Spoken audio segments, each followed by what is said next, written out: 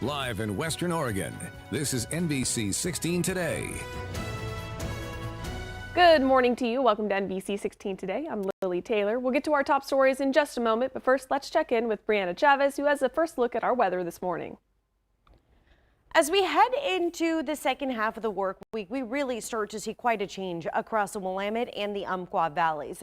Seeing some initial push for moisture throughout the later half of the morning and really seeing that potential even for some scattered showers and then cooler and then warmer temperatures. So the up and down still expected to really continue.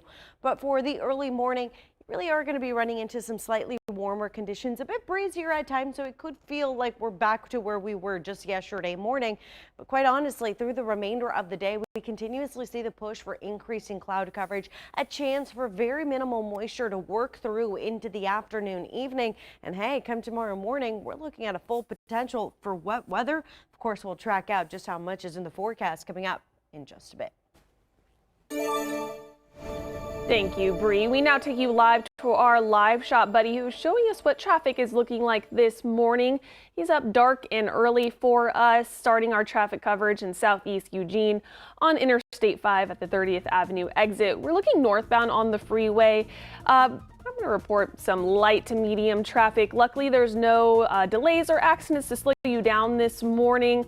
And we are lucky with some dry road surfaces as we haven't seen much rainfall in the area. However, there are some cooler temperatures to be aware of. Luckily, without that moisture, we don't have to worry about any frost or slippery roads. But if you can give yourself a few extra minutes to turn that warmer on, turn those heat seats warmers on, definitely want to, as we're starting off a bit chilly. But other than that, it should be a pretty thumbs up kind of day, as there's nothing to slow you down on your Wednesday morning commute. Thank you, LSB. Oregon Community Credit Union has decided to deactivate its flock cameras and cancel their contract. This comes in response to numerous complaints from the community over the camera's use. In a statement, the credit union says, quote, OCCU has decided to discontinue use of license plate reader cameras at all our facilities. We are in the process of disabling the cameras and removing the equipment. Our intent with using these cameras was solely to help prevent crimes like robbery and fraud and to keep our members and employees safe. We take that responsibility very seriously, but we also understand that this technology has raised a lot of questions and concerns, unquote. The flock cameras have been a major topic of discussion in Eugene and Springfield following those cities' police departments signing contracts with flock. Those cameras have been deactivated while the cities decide what to do with them. Meanwhile, Governor Kotek announcing a 6-point plan she says will create jobs and cut red tape for businesses. At a press conference Tuesday afternoon, Kotek says Oregon is dealing with slow job growth, high unemployment, and too much red tape for businesses to deal with. To combat that, the governor announced a new prosperity roadmap to speed up economic development. The roadmap includes faster permitting, updating economic tools through legislation, and streamlining state processes so companies no longer wait months for project approvals. The roadmap comes as Governor Kotek approaches the 3-year mark in her term. When asked why the plan is coming now and not earlier in her administration, she said shifting economic headwinds and federal uncertainty made it clear state leaders couldn't wait longer to act. So in terms of timing, why this conversation now is legislators are talking very specifically about it. We've seen study after study that says we have headwinds in front of us. We also have a lot of assets here. So the purpose of this roadmap is to focus folks, to get more experts around the table and say, this is our starting point. What else can we do? State Senator and 2026 gubernatorial candidate Christine Drazen criticized the governor's plan, accusing Kotek of helping create Oregon's economic problems, pointing to past tax hikes and regulatory policies. Drazen called the governor's plan a, quote, a spin, saying only less bureaucracy and leadership that works with employers instead of driving them out of the state can solve the problem. The governor says she will introduce a bill that would execute some of the policies in her plan during next year's legislative session. And a multi-million-dollar cut in state funding for homeless shelters means Lane County could lose a number of shelters and shelter beds this upcoming year. According to the county's Human Services Division, 60 shelter beds will be reduced and 3 programs won't be receiving funding. This is due to the state operating off a county report from 2024. The county says the state hasn't been in contact about updated information from 2025. So the information that they had via that document was outdated information. And so we were not able to provide the most up-to-date information, which reflected an increase in shelter beds between the time they sent that document and when they determined the allocation for our community. With that $3.4 million deficit, the county has been forced to focus on running shelters as a whole, as opposed to focusing on individual case management, making it harder for people to transition out of shelters. You can find our full interview with UL on our website.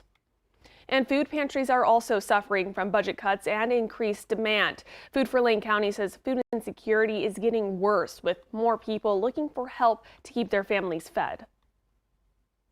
So what we're seeing is a big increase in the number of people that have been coming, not just the usual holiday winter onset demand.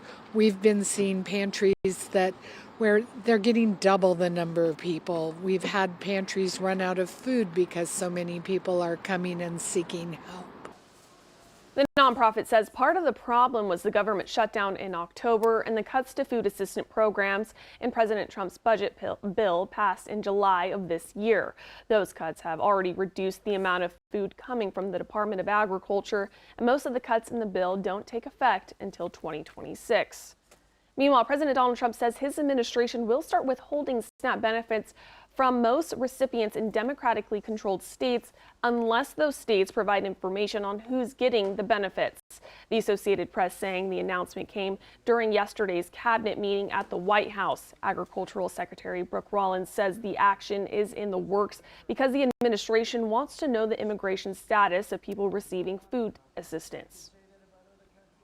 But 21 states, including California, New York, and Minnesota, the blue states, continue to say no.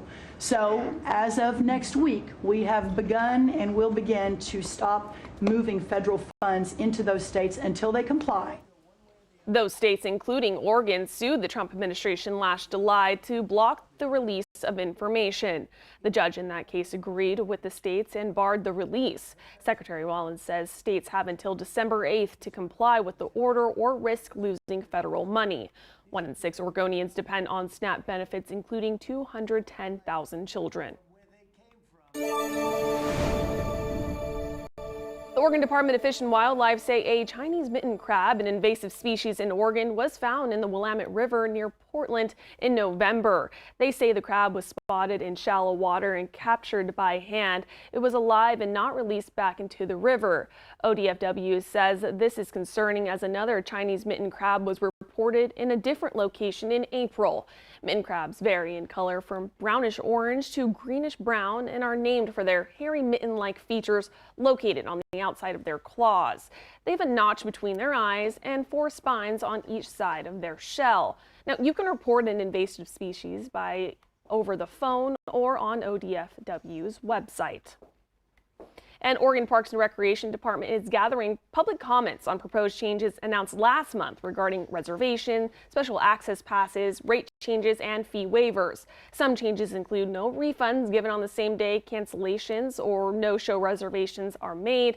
Future special access passes for veterans and foster families will be exclusively for those who live in Oregon now, and day use parking rates will rise. They say most of the proposed changes ultimately are intended to keep Oregon's parks open and well maintained.